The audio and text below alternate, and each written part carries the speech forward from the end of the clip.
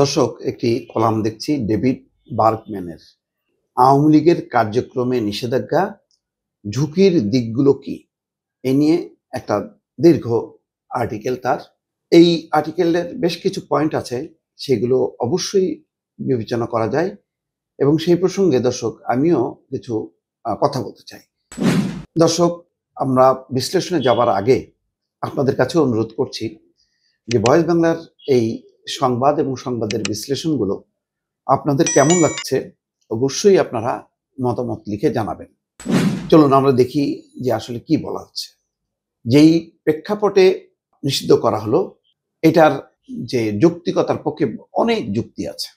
যে কারণগুলো, এর কারণ হলো গত 15 বছরে আওয়ামী লীগ আসলে গণতন্ত্র বলে কিছু রাখেনি দেশে, নির্বাচন বলে কিছুই রাখেনি, বিরোধী দলের সভা সমাবেশের অধিকার, রাজনৈতিক অধিকার কোনো কিছুই রাখেনি এবং দুভাবে তারা ফ্যাসিজম কায়েম করেছে। এক হচ্ছে দলকে এবং সরকারকে, পুরো সরকার যতগুলো তার ইনস্টিটিউশন আছে সবগুলো, এবং রাজনৈতিক দল হিসেবে ছাত্রলীগ, আওয়ামী লীগ, যুবলীগ, আওয়ামী লীগ সবাইকে মিলে একটা সিন্ডিকেট, পলিটিক্যাল সিন্ডিকেট দিয়ে তারা বিরোধী দলকে দমন করেছে এবং শেষ পর্যন্ত তারা নিশ্চিহ্ন করার চেষ্টা করেছে পর্যায়ক্রমে। 5ই আগস্ট গণঅভ্যুত্থানের মধ্য দিয়ে তারা উৎখাত হয়েছে। এখন প্রশ্ন হচ্ছে যে আওয়ামী লীগ নিষিদ্ধ করা হলো এবং সেখানে বলা হচ্ছে যে আইনের সংশোধনী এনে সব দলের সব কর্মকাণ্ড নিষিদ্ধ। বলার অর্থ হচ্ছে এই যে প্রেস বিজ্ঞপ্তিতে যেটা বলা হচ্ছে, গণমাধ্যম, অনলাইন, সামাজিক যোগাযোগ মাধ্যম বা অন্য যে কোনো মাধ্যমে দলের সমর্থনে কোনো ধরনের প্রচারণা চালানো যাবে না। এমনকি মিছিল, সভা, সংবাদ সম্মেলন আয়োজন বা জনসমক্ষে বক্তব্য দেওয়াও নিষিদ্ধ করা হয়েছে। এখন মূল বিষয়টা হলো যে একটা হলো যে আওয়ামী লীগের কিছু লোক, 20% বা 30% লোক বা 50%, তারা এই যে গণহত্যা, এই যে গণতন্ত্রহীনতার যে কার্যক্রম, সন্ত্রাসী কার্যক্রম, সেগুলোর সঙ্গে তারা জড়িত।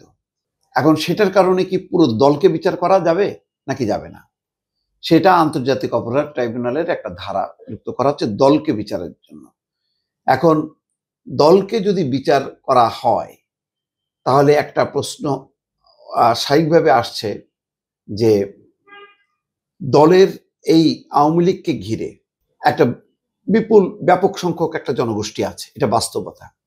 যদি 20 বা 30% মানুষ আওয়ামী লীগকে সমর্থন করে, তাহলে প্রশ্ন হলো যে এই 20 বা 30% জনগণ, তারা তো অন্য কোনো দলকে ভোট দেবে না, নির্বাচনের সময় ভোট দেবে না, অন্য কোনো রাজনৈতিক দলে তারা যোগ্য দেবে না। তাহলে তারা সভা সমাবেশ করবে কিভাবে, ভোট দেবে কিভাবে এবং স্বাধীনভাবে তারা মত প্রকাশ করবে কিভাবে? তাহলে এই 20 বা 30% মানুষকে আমি আইনগতভাবে তার অধিকারকে আমি বন্ধ করে দিলাম। এই বন্ধ করার মধ্য দিয়ে একজনের ফ্যাসিজম কায়েম হয় কিনা, অর্থাৎ যে ফ্যাসিজমের বিরুদ্ধে লড়াই করে জনগণ জিতলো, আবার পাল্টা পুরো দলকে আমি নিষিদ্ধ করার মধ্য দিয়ে যদি করা হয় সামনে, তাহলে আরেকটা ফ্যাসিজম প্রতিষ্ঠিত হবে কিনা। এতে গণতান্ত্রিক যে মূল্যবোধ, আন্তর্জাতিক যে মূল্যবোধ, সেই মূল্যবোধটা কিভাবে প্রতিষ্ঠা করা যাবে, এটা একটা আন্তর্জাতিক প্রশ্ন হয়ে দাঁড়াবে।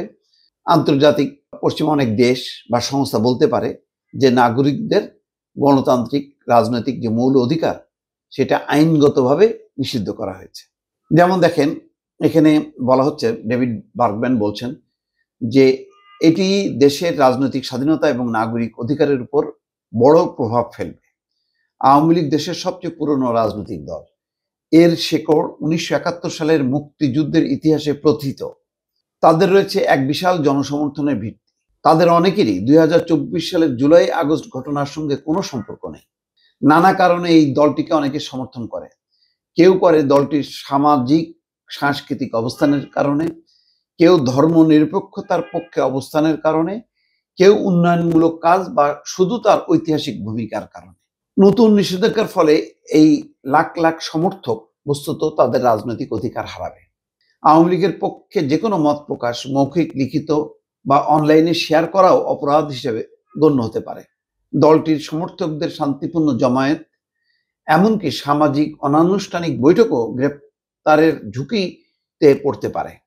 তাদের যে কোনো সবার আনুষ্ঠানিক বা অনানুষ্ঠানিক, এতে ভয়ের একটি পরিবেশ তৈরি হবে, যেমন নজরদারি, হয়রানি ও ইচ্ছামতো গ্রেপ্তারের আশঙ্কা থাকবে, আর মত প্রকাশ এবং সমাবেশের অধিকার সংকুচিত হবে। গণমাধ্যমের স্বাধীনতাও এতে বড় ধরনের ধাক্কা খাবে, কারণ পত্রিকা এবং টিভি চ্যানেলগুলো আওয়ামী লীগ সম্পর্কিত যে কোনো কিছু প্রকাশে যথেষ্ট সতর্ক থাকবে। এই নিষেধাজ্ঞা আসলে একটি নতুন দমন প্রক্রিয়ার সূচনা ঘটাতে পারে। এমন ঝুঁকির আশঙ্কা অমূলক না। আওয়ামী লীগ নিজেই তাদের রাজনৈতিক প্রতিপক্ষের বিরুদ্ধে দমনের এই ধরনের কৌশল প্রয়োগ করেছিল। বিরোধী দলকে সন্ত্রাসবাদী আখ্যা দিত তারা, কিন্তু সন্ত্রাসবাদী হিসেবে চিহ্নিত করার পদ্ধতি এবার আইনি কাঠামোর মধ্যেই প্রতিষ্ঠিত হলো।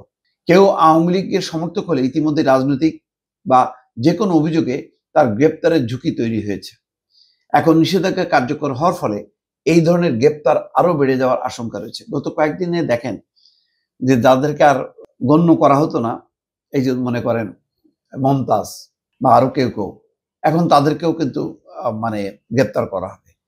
ওই সামাজিক যোগাযোগ মাধ্যমে তাদের নানা রকম তৎপরতা অ্যাক্টিভিটিস দেখে তারা কিন্তু এখন গ্রেপ্তার হবে বা হবার একটা বাস্তবতা তৈরি হয়েছে। এই ব্যাপকভাবে যদি গ্রেপ্তার হতে থাকে তাহলে মানবাধিকার পরিস্থিতি আরো ঝুঁকিতে পড়বে। তার উপর একটি প্রধান রাজনৈতিক শক্তিকে পুরোপুরি বাইরে রেখে অন্তর্বর্তীকালীন সরকার বিপুল সংখ্যক ভোটারকে কার্যত রাজনৈতিক প্রক্রিয়া থেকে বঞ্চিত করবে। অধিকাংশ আওয়ামী লীগ সমর্থক অন্য কোনো দলকে সমর্থন করবে এমন সম্ভাবনাও খুব কম, বরং তারা হয়তো স্রেফ ভোট দিতেই আগ্রহ হারাবে। এর ফলে দেশের একটি বড় জনগোষ্ঠী আবারও এমন এক নির্বাচনের মুখোমুখি হবে যেখানে তাদের সমর্থিত দল ব্যালটে অনুপস্থিত থাকবে।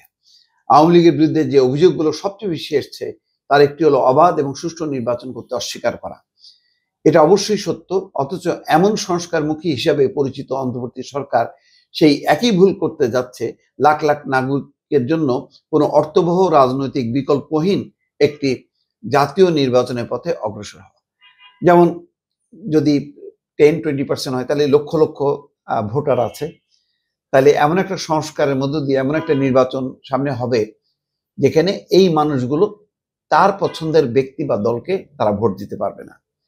তাহলে এই লাখ লাখ মানুষ যাদের এখন রাজনীতিতে অংশগ্রহণের অধিকার এবং মত প্রকাশের স্বাধীনতা থাকবে না, তারা কোথায় যাবেন? নিষেধাজ্ঞা নিয়ে এক বিশ্লেষক যেমন বলেছিলেন, বাদ দেওয়া থেকে ক্ষোভ জন্মায়, তাই শান্তিপূর্ণ রূপান্তরকে অকার্যকর করে তোলা এবং প্রায়ই নতুন অস্থিতিশীলতার চক্রকে উস্কে দেয়। আওয়ামী লীগকে নিষিদ্ধ করা মানে একটি ইতিমধ্যে ক্ষতবিক্ষত গণতন্ত্রকে প্রতিশোধমূলক এবং একপক্ষীয় ব্যবস্থায় রূপান্তর করা, যেখানে অপরাধীরাও শহীদে পরিণত হতে পারে এবং একটি বিভক্ত সমাজ আরো গভীরভাবে মেরুকৃত হয়ে উঠতে পারে। এটাই এই নিষেধাজ্ঞার সবচেয়ে বড় রাজনৈতিক ঝুঁকি। সমানভাবে উদ্বেগজনক হলো নিষেধাজ্ঞা ঘোষণার যে প্রক্রিয়ার সিদ্ধান্তটি গৃহীত হয়েছে। মনে হচ্ছে সরকারের উচ্চকণ্ঠ একদল বিক্ষোভকারীর চাপের কাছে আত্মসমর্পণ করেছে। এদের দাবিগুলো ছিল কঠোর এবং অনমনীয়, অথচ বৃহত্তর পরিণতির বিষয়ে তেমন কোনো ভাবনা এই প্রক্রিয়ায় পরিলক্ষিত হয়নি। গত শনিবার সন্ধ্যা 7:30 ছাত্রনেতা হাসনাত আব্দুল্লাহ সরকারের উদ্দেশ্যে বলেন, আগামী 1 ঘন্টার মধ্যে আওয়ামী লীগ নিষিদ্ধের ঘোষণা না আসে তাহলে ইন্টারকন্টিনেন্টাল থেকে বাংলা মোটর পর্যন্ত এলাকা নিজেদের নিয়ন্ত্রণে নেওয়া হবে। এর আগেই শাহবাগ এলাকাটি বিক্ষোভকারীরা দখল করে রেখেছিল। তিনি আরো বলেন, আওয়ামী লীগ নিষিদ্ধ না হওয়া পর্যন্ত রাজপথ ছাড়া হবে না এবং আরো কঠোর কর্মসূচি দেওয়া হবে। এই বক্তব্যে ঠিক 1 ঘন্টা পর অন্তর্বর্তী সরকার উপদেষ্টা পরিষদ বৈঠক বসে এবং নিষেধাজ্ঞার সিদ্ধান্ত হয়। অল্প সময়ের মধ্যেই আইন উপদেষ্টার সংবাদ মাধ্যমে ঘোষণা দেন যে আওয়ামী লীগের সব কার্যক্রম নিষিদ্ধ করা হলো। অথচ এর আগের দিনই প্রধান উপদেষ্টার প্রেস উইং থেকে বিবৃতি দিয়ে বলা হয়েছিল রাজনৈতিক দলগুলোর সঙ্গে আলোচনা করে দ্রুত সিদ্ধান্ত নেওয়া হবে। সেই সর্বদলীয় বৈঠকটা কিন্তু হয়নি, ফলে সর্বদলীয় বৈঠক হলো না। ছাত্রদের বা রাজনৈতিক দলের একটি অংশের চাপের মুখে এই যে সিদ্ধান্ত নেওয়া হলো, এর ভবিষ্যৎ প্রতিক্রিয়া কি হবে? আর একটা ফ্যাসিবাদ, আর একটা উগ্রতার জন্ম দেবে কিনা, এবং বৃহত্তর একটা জনগোষ্ঠী 20% বা 30%, আমি বারবার বলেছি, সেই জনগোষ্ঠীকে নির্বাচনী প্রক্রিয়া কিভাবে আনা সম্ভব, কিভাবে রাজনৈতিক গণতান্ত্রিক প্রক্রিয়ায় তাদের অংশগ্রহণ নিশ্চিত করা সম্ভব।